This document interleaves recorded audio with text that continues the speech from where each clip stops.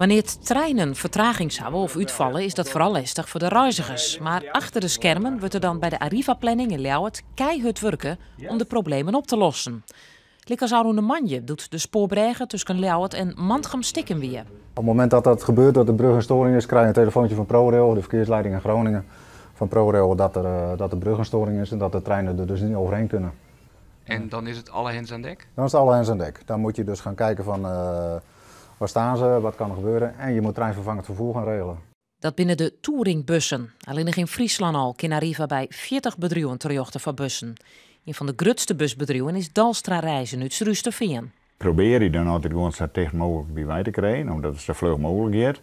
Maar ja, soms dan kan je maar één bus leveren. Af en toe, het kan een keer gebeuren dat er niks als dat alles voort is. Maar we houden altijd rekening met een noodscenario en dat we dan even wat voor hun betekenen kennen. Maar dan is het in Ljouwert nog lang net dien, want net alleen nog de reizigers moeten te plak.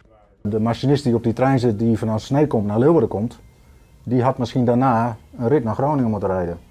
Een machinist in Leeuwarden die had naar Harlingen moeten en die kan niet vertrekken, dus die zetten we op Groningen.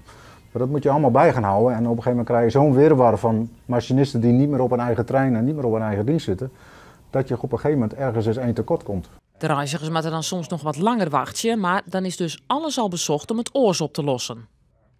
Het is wel mooi dat mensen weten van wat gebeurt hier, dat ze een idee hebben van wat gebeurt op de achtergrond. Maar ik kan aan de andere kant heel goed begrijpen dat mensen, als een trein niet komt of er is een trein valt uit, dat je een kwaad bent, vooral als je een afspraak ergens hebt. We proberen wel zoveel mogelijk om passagiers te denken. En, ja, soms kan het niet anders.